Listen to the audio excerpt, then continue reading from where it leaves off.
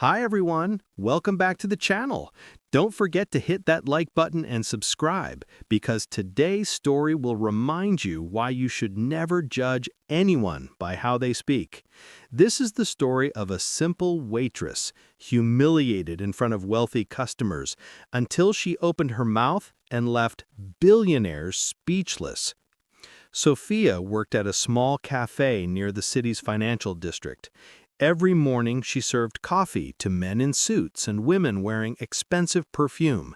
She was polite, quick, and always smiling, but her accent stood out. She had moved from Spain only a year ago, chasing a better life for her little brother. Some customers appreciated her warmth, but others, especially the rich ones, looked down on her. That afternoon, chaos broke out. A group of foreign investors arrived at the cafe with the restaurant's owner. They were from France, Japan, and Germany, discussing a multi-million-dollar investment deal. But there was a problem. No translator had arrived. The investors started speaking among themselves in their native languages, clearly frustrated. The cafe owner panicked. He didn't understand a word. Ryan, the same arrogant businessman, laughed. Guess you should have hired smarter staff. Sophia, who was cleaning nearby, overheard them. She hesitated for a moment, then stepped forward.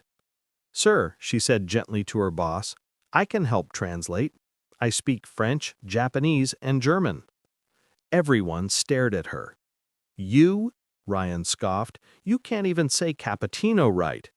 But Sophia ignored him. She turned to the investors and began speaking. Flawless French, smooth Japanese, confident German. The entire room went silent. The investors' faces lit up with relief. "Enfin, someone who understands," one of them exclaimed in French. Another added in Japanese, "Her pronunciation is perfect." Sophia smiled as she translated every detail with precision and grace. Within minutes she had everyone laughing and relaxed, bridging three cultures at once. Ryan's smug grin disappeared. He whispered to his friend, "She actually speaks all of them?" The cafe owner stared in disbelief. "Sophia, where did you learn all that?" "At university," she replied softly. "I studied linguistics and international relations, but after my father died, I had to quit and work." The investors were so impressed that one of them offered her a job on the spot as a multilingual liaison for their European division. A week later, the cafe buzzed with whispers. "Did you hear? The waitress got hired by the investors. She's working with international clients now." Sophia returned one last time, not to serve coffee, but to thank her former boss. She walked in wearing a professional suit, her head held high. Ryan happened to be there again. When he saw her, he nearly choked on his espresso. "Sophia, you—" "Yes," she smiled. "I worked for the company you were bragging about last week. They just acquired your firm." Ryan's face turned pale. Sophia leaned slightly forward and said softly, "Don't worry, I'll make sure your emails are translated correctly." Then she smiled, waved politely to her old boss, and walked out with quiet dignity. Months later, Sophia was sitting in a high-rise office overlooking the city skyline. She had learned 3 more languages since then.